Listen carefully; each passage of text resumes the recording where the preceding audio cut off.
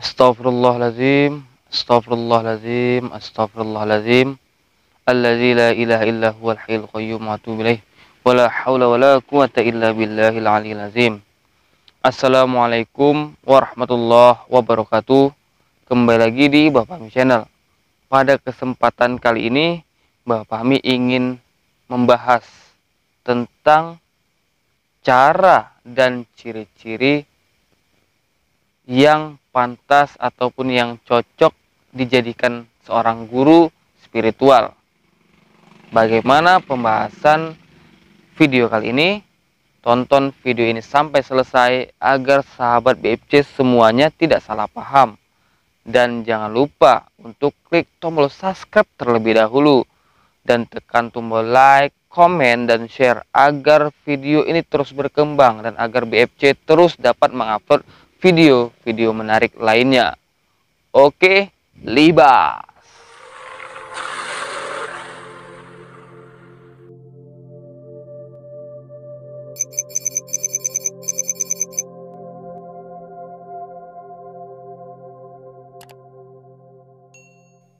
Alhamdulillahirrabbilalamin. Wassalatu wassalamu ala asrofil anbiya'i wal mursalin wa ala alihi wa sahbihi ajma'in.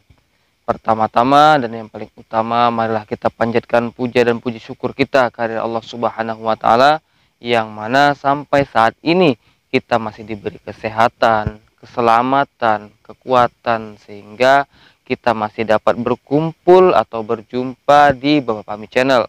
Dan tak lupa pula sholawat berangkaikan salam kita hadiahkan kepada junjungan kita Nabi besar Muhammad Sallallahu Alaihi Wasallam dengan ucapan Allahumma sholli ala Sayyidina Muhammad wa ala ali Sayyidina Muhammad. Semoga dengan sering lagi kita bersolawat, maka kita akan tergolong menjadi umatnya yang mendapat syafaatnya di hari akhir kelak. Amin ya rabbal alamin.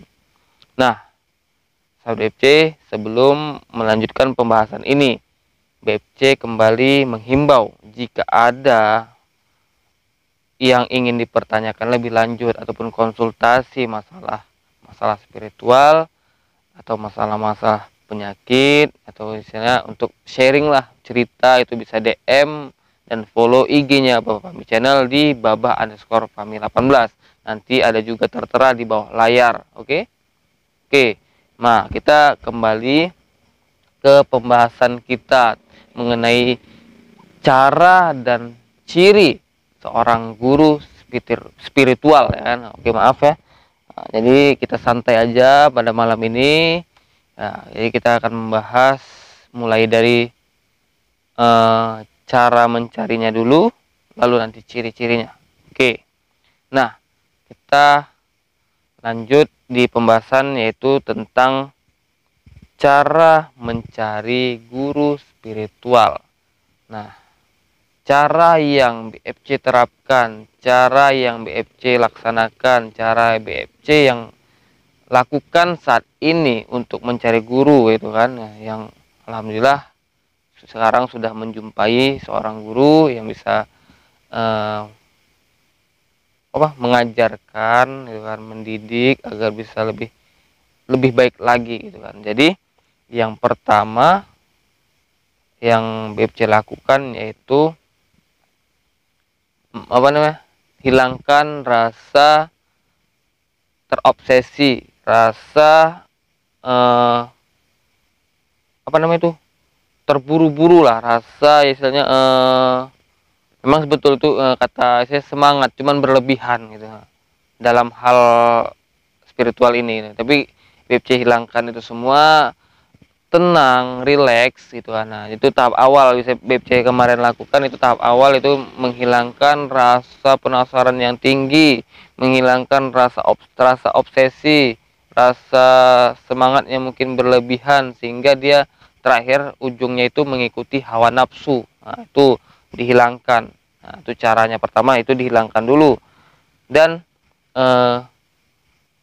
perbanyaklah misalnya zikir, sholawat, itu kan, misalnya berdoa memohon kepada Allah, semoga dengan sholawat, dengan lantunan-lantunan zikir, maka kita dapat dibersihkan hatinya dan dapat dipertemukan dengan orang yang bisa membawa diri kita lebih baik lagi, menjadi wasilahnya gitu kan, menjadi perantara Allah Subhanahu wa taala untuk membimbing kita gitu.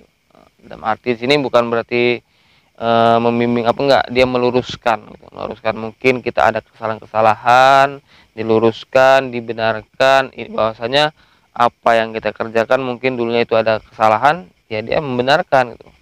Mungkin dulu tentang pemahaman, misalnya pemahaman A, nah, salah, rupanya diluruskan lah bahwasanya A itu adalah seperti ini, bukan yang kita pikirkan selama ini. Oke, itu pertama. Jadi kita yang pertama hilangkan rasa apa namanya yang mengakibatkan nafsu kita berlebih untuk mencari itu hilangkan, jangan terobsesi. Baru kita perbanyak amalan, zikir, sholawat dengan memohon kepada Allah, bahwasanya kita mintalah agar ada sosok seseorang yang bisa menuntun gitu. Itu misalnya itu seorang guru gitu kan, guru. Nah, tuh baru cara yang selanjutnya itu ya bersosial karena setelah kita apa namanya nih menghilangkan itu apa rasa nafsu yang berlebih tadi, masalah spiritual, baru kita bersolawat dan kita hiduplah bersosial. Misalnya bukan berarti kita terlalu mencari, enggak, misalnya oh di sana ada itu sebatas mungkin berbincang-bincang atau apa, bukan berarti kita datang maksudnya dia bisa kita minta gitu. Itu bukan versinya BFC untuk misalnya mencari guru ataupun belajar aja, bukan seperti itu.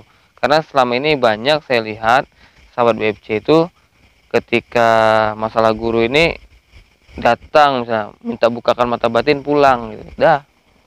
Kalau saya enggak, kalau bisa seminggu sekali kita jumpa, pelajaran dari nol, baru terus meningkat sampai tahap memang yang merasa guru itu merasa oh udah kamu udah cukup, kamu bisa udah ke lapangan lah gitu kan, dengan tirakat-tirakatnya gitu. Jangan misalnya datang pinta benda, datang pinta ini, itu bukan berguru namanya. Itu apa namanya, memahari benda atau memahari khodam atau gimana itu. Tapi kok belajar itu ya apa namanya, seminggu sekali lah. Itu ada kaitannya juga dengan agama, bagaimana zikirnya, bagaimana mempelajari sholatnya gitu. Itu ada. Nah, jadi itu caranya. Yang pertama kan hilangkan hawa nafsu, baru apa namanya nih tadi, yang kedua hawa nafsu, maka langsung sholawat, zikir, amalan baik gitu kan. Baru yang ketiga itu hidup aja santai, bersosial, nanti pasti bakal ketemu. Karena Allah itu maha tahu bahwasanya kita ini memerlukan perantara gitu kan, untuk meluruskan diri kita ini, mana yang betul, mana yang salah gitu. Tuh caranya 3 itu aja yang BFC terapkan. Baru setelah jumpa maka kita ya ketik itu pasti ada saya penawaran dia, kalau mau apa silahkan datang ke rumah katanya kan gitu kan, atau silahkan jumpai bapak di rumah gitu kan. Nah, kalau mau berbicara soal ini lebih lanjut, nah, itu nanti bakal diterangkannya, dijelaskannya. Dan ketika kita sudah masuklah misalnya belajar nih spiritual tadi, kita kenali apa yang diajarkan. Nah, apa yang diajarkan itu jangan kita langsung terima, enggak, kita kenali gitu kan. Jadi kenali dulu. Ketika emang udah kita apa namanya masuk ke dalam, misalnya dijadikannya murid lah gitu, murid, ya maka kenali apa yang diajarkan. Yang pertama itu yang memang harus ada itu ya sholat. Nah, bagaimana sholat yang benar, nah, supaya dapat khusyuknya. Nah, itu jadi kita itu diajarkan. Lalu setelah itu zikir. Nah, bagaimana supaya zikir itu memang merasuk ke dalam diri dan betul-betul bisa membuat kita tenang. Nah, itu yang memang saya rasakan, itu adalah nilai yang paling dasar yang memang kita bisa pegang gitu. Setelah itu ya udah ikuti. itu udah dasarnya udah betul, ya insya Allah ke depan betul. Dan ciri-ciri sosok seorang guru yang memang betul-betul bisa dijadikan guru, yang pertama pastinya orangnya tidak mudah emosi, sabar lah, bisa mengendalikan diri. Bukan berarti misalnya dia tuh nggak punya amarah, cuman dia bisa mengendalikan dirinya. Nah, dan memberi nasihat-nasihat yang baik pastinya, mengarahkan murid-muridnya ke jalan yang baik. Nah, misalnya ada suatu kejadian, jadi pilihan A ini salah, pilihan B ini betul, pasti dia udah, walaupun apa namanya, A ini pun misalnya, kalau untuk manusia pastinya banyak manusia yang melakukannya, tapi karena posisinya dia adalah guru, menasihatilah yang baik tadi ke B. Jangan misalnya yang lakukan itu kurang baik, itu resikonya buruk sama kamu, walaupun memang itu bisa kamu lakukan, jangan. Pasti istilah ada nasihat-nasihat yang dia kasih kepada kita untuk membenahi diri kita. Dan dia itu ketika orang nggak ada berpikiran materi. Nah, kalau memang istilahnya kok masalah kita mau ngasih itu kan urusan si murid ataupun misalnya yang mendatanginya. Mungkin ada rezekinya dikasihnya, dia mau sedekah sama gurunya atau apa, membelikan misalnya minuman, misalnya diminum bareng-bareng, atau misalnya teh atau gula, jadi bisa dibuat bisa diminum rame-rame sama murid-murid yang lain misalnya, gitu kan. Kalau misalnya yang nggak baik itu pasti dia sekian gitu. Nah gitu menyalah-nyalahkan murid bisa, tapi kalau misalnya guru yang baik itu dia tidak akan menyalahkan, tapi ketika murid punya paham, dia akan mengasih pemahamannya, dan muridnya lah yang berpikir mana yang betul. Misalnya cocok nggak yang dikatakan guru ini, kalau emang cocok pasti muridnya, oh iya betul yang dikatakan guruku, walaupun walaupun prinsip si murid ini betul, tapi ada yang lebih betul lagi, kan gitu. Jadi kok namanya kita guru itu nggak bisa juga sembarangan, karena kita guru itu adalah panutan gitu, contoh gitu. Jadi ketika guru itu mencontohkan yang tidak baik, pasti muridnya bisa-bisa yang salah, istilahnya yang manut-manut aja bisa salah, tapi kalau yang mungkin merasa punya filter dalam dirinya, pasti nggak betul nih gitu, pasti dia akan pelan-pelan menarik dirinya dan keluar.